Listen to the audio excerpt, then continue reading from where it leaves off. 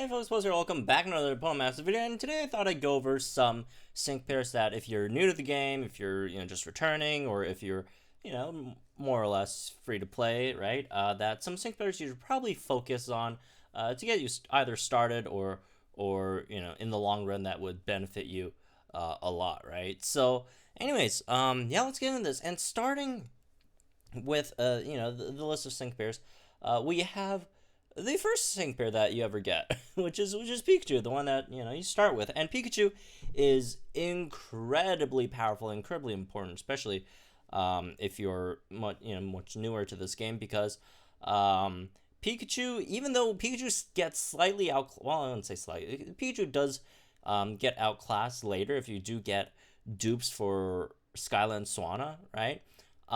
If you don't have dupes for Skyla and Swanna, Pikachu is just much better, and Pikachu is much easier to obtain dupes for, because you could just go to the exchange shop for Pikachu and just relatively easily, I'd say, right? Exchange for more Pikachu copies with these bingo vouchers that you get from the bingo missions that are, again, relatively easy to obtain, right? So once you get 3 Pikachus, right?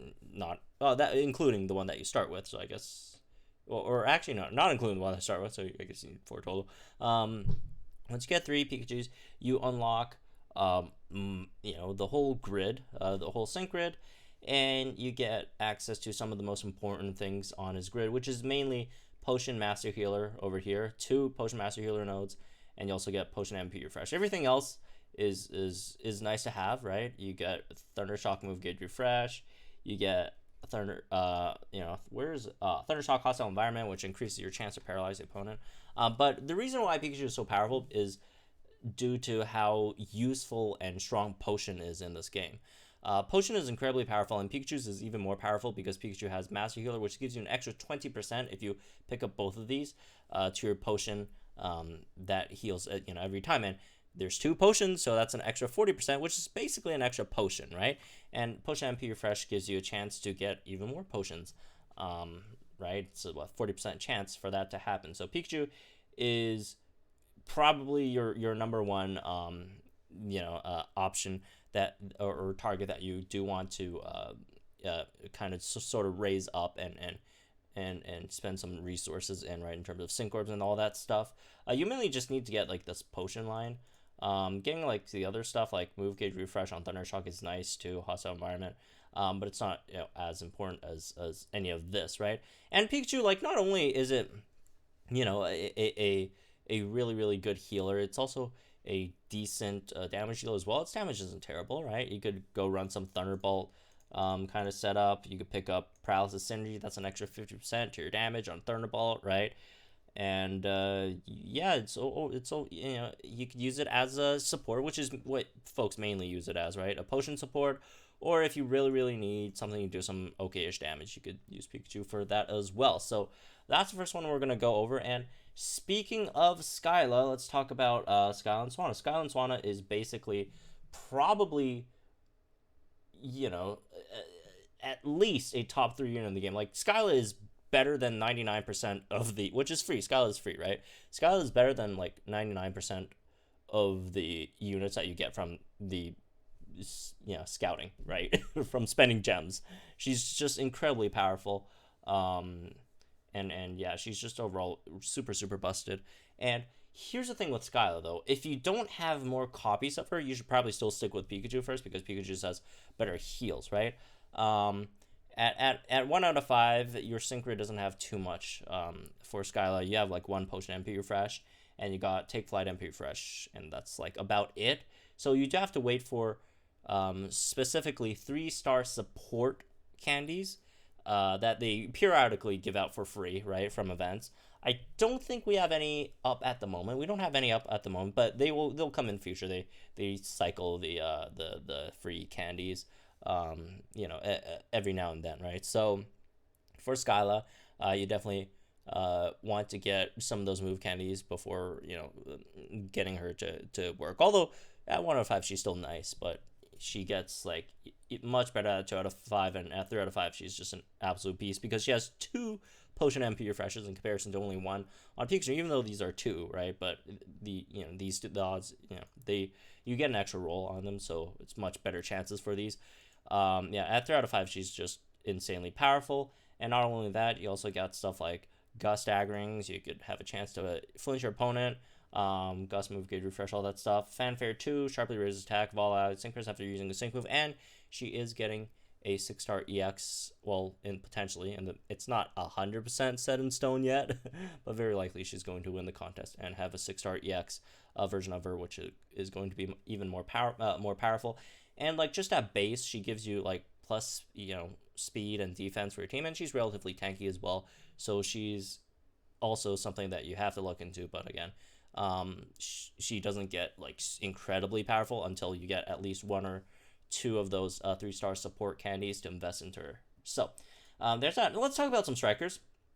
So the number 1 striker that you should probably focus on that is free right over here is Haxorus.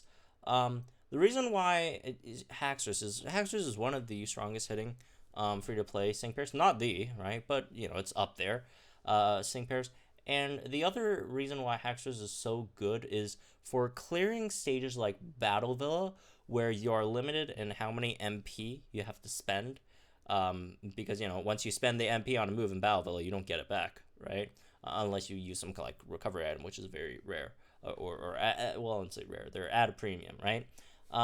She has a move called Carry On, or I guess passive, which raises the user's attack each time another Pokemon on the field faints, so you don't even have to use any of your MP to increase your attack to increase your attack, right? So she's very, very reliable and does massive amounts of damage. Although the thing with Haxorus is, you like Swanna, you also need to get her at 3 out of 5. At 1 out of 5, she does get Carry On, but her damage does not skyrocket until you get 3 out of 5 with Outrage, Confusion Boon 5, and the 2 Outrage move gauge refreshes. Outrage, Confusion Boon 5 increases the Outrage damage by an extra 50% when you are confused, and obviously every time once you use Outrage, you get confused.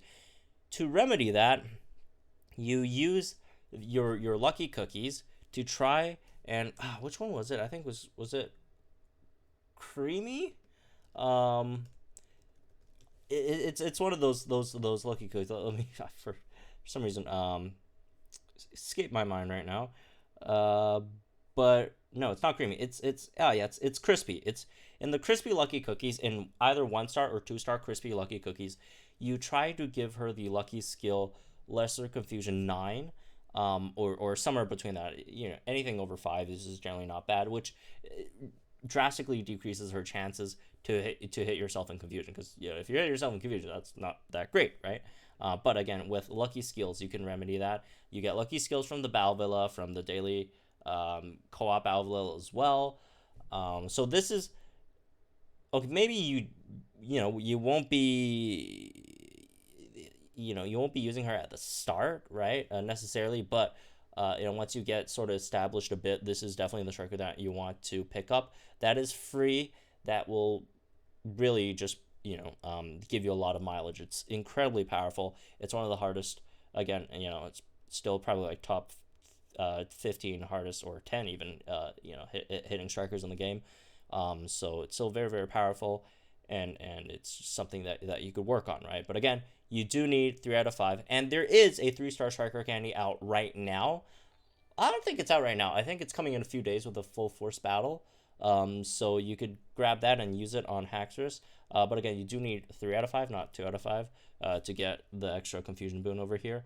But once you get that, this is something that you rely on as a player who is free to play or generally does not spend too much on the game, to be a very, very reliable and a powerful striker. As for something that is more suitable for players that don't have that much resources right now, that is also very good and also free, is Lucario. Lucario definitely did get power crept a bit, but Lucario is still really good, right? Lucario is good because you don't really need any much investment in Lucario, because Lucario's sync grid is it's nothing extremely special, right? You don't have to invest into Lucario to make Lucario really good. Lucario has, solid offensive stats, even at like 3 stars, right? Obviously, if you increase Lucario to 5 stars, it's much, much better. But, even at 3 stars, you got really good offensive stats with Lucario. Or speed's not the best, but and then you have close combat, which is 100% accuracy and does a lot of damage. 3 gauge, straight up good stats. Good BP on your move. You do have the downside of that close combat does decrease your defenses, which is something you can get in the sync grid if you do choose to expand Lucario's sync grid. But I would again much prefer or rather folks work on expanding Haxorus' sync grid first before Lucario's, right? Status quo does give you a 40% chance to return your lower defenses to normal, so it does remedy that part. And yeah, just overall a solid striker that again doesn't need too much investment. That should do good. Another one that isn't as good but is still okay-ish would be, and if I could find it over here, where is it? Where's Raichu? Oh, there is Raichu. Raichu is definitely, not as good as Lucario, but, Raichu is another option that, again, you don't need too much investment into. Like, the guy has nothing really going for him on its sync grid. There's, like, a sync nuke option over here with inertia, but outside of that, like, not too much going on in the sync grid that you could just use out of the box and does okay-ish. Like, his damage is not that great, but it's something that you could work with. Without much, investment. As for some other strikers, free-to-play strikers, Claire is another very, very good one, but Claire does need, or Kingdra, right, does need a lot more investment because Claire does have a higher damage cap than Haxorus, but the reason why I don't think Claire is as crucial as a unit as Haxorus is for, again, free-to-play players, is that, Haxorus does have that carry-on thing, which makes her she just doesn't need that much resources battle-wise, right? She's very low maintenance. You don't need that many supports to make her good. You don't need a really well set up team to make her powerful in comparison to Kingdra. But once you do all that stuff for Kingdra is incredibly good, right? You probably want to give her Dauntless so Draco Meteor does not lower her special attack stat, right? And the reason why she outputs so much damage, she has a lot of multipliers on her grid, stuff like let's see, where is it? Draco Meteor Paralysis Synergy, extra 50% damage to the opponent if they are paralyzed, and then you also have Raging Rain 5. That's again another extra 50% damage when you're in rain as well. So you will be outputting a lot of damage with Kingdra when you do. Eventually max her out. But again, as you can see, you do need a lot more units or a more competent team for Kingdra because you need both to paralyze the opponent and also set up rain, right? So you do need stuff like Pelipper for rain or like something to paralyze the opponent. So that works out. So anyways, as for, a few more units, we'll talk about, some other ones as well that you probably want to work on. One I would say is Mew. If you guys, the Mew event should still be going on. Pick up Mew. Mew is incredibly powerful, right? And Mew, you get the full max sync grid with the event going on right now. You get her, get Mew to 5 out of 5. Mew is incredibly good. So Mew straight up has like really, really good defensive stats. Mew's basically kind of like Silvally, right? Except, it starts at 3-star. But if you do want to invest some resources, putting her up to 5-star, the stats are obviously very, very good. But even without 5-star, even at 4-star or just at 3-star, like these stats are fine. And Mew is great because Mew is great tank with these stats, right? Over 200, or not over, just 240 on defenses. The HP is not that great until you get it to 5-star, but that's still decent enough.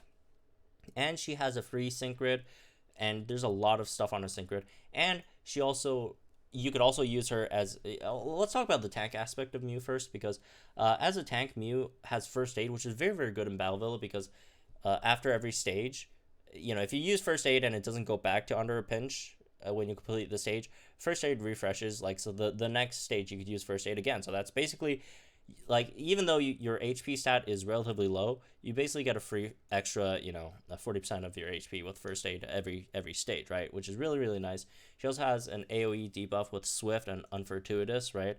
Debuffs a random stat every time you attack, and then Swift is AoE. And then she got, X Speed, World of Dreams, which buffs random stats. And even if you run Mew offensively, Mew offensively is also very, very good, because as a new player, you probably don't have that many different types of strikers to fit different stages, right? And running super effective is generally much better, because you get an extra 2x multiplier on your moves. So Mew gives you psychic type coverage, and then after you use it, use a sync move on Mew.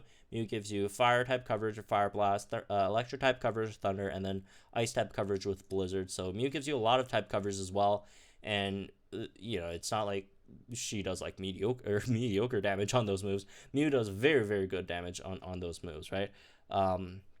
It is, especially if you pick up some of these more important nodes that can increase the damage, stuff like Weather Surge, especially with Fire Blast, right? Actually, I guess all of these use Weather, but Fire Blast, because you get that extra bit of boost from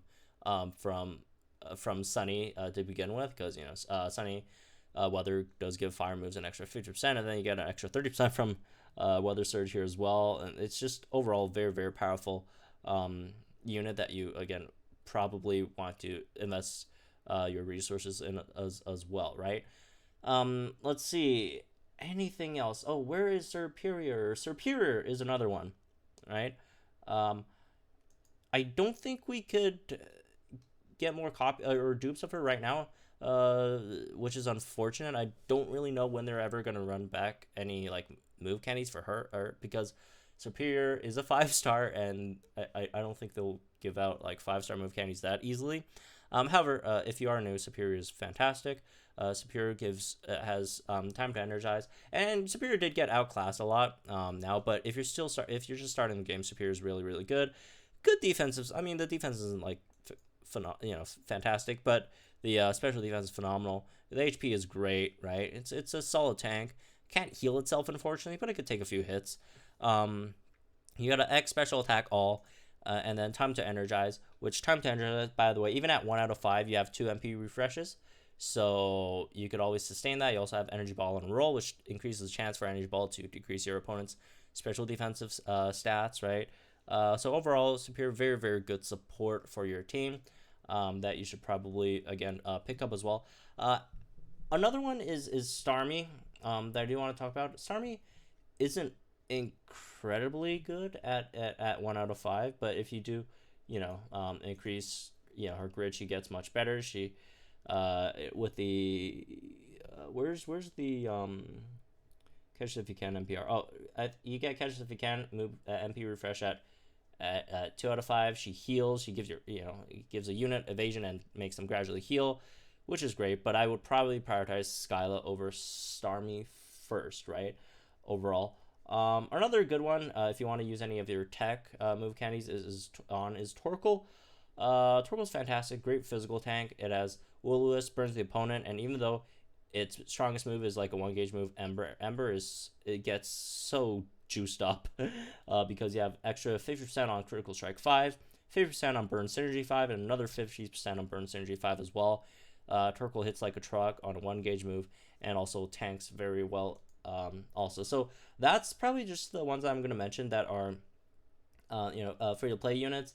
One other unit that I do kind of want to mention that is not free but also pretty decent for new players, but not as useful for more experienced players, is Sylvally. Sylvally is not incredible as a overall unit, but however, it does help new players a lot, because Sylvally's gimmick is that it could change into any type your opponent is weak to, right? So if you're just starting the game, you don't have that many strikers that are different types, and you want some type advantages that could definitely, because again, type advantages is a great advantage to have, right? You could pick up Sylvally, which is coming in a few days, I think 3 days or so, right? Something like that. And you maybe try to get Silvally. Silvally again changes types. Again, he's not that relevant later on. Once you get much better strikers, from all the and you don't need all the types, but a decent amount of types. But he's still decent, and he could also tank as well, right? Two-way roll. So if you do have some gems to spare,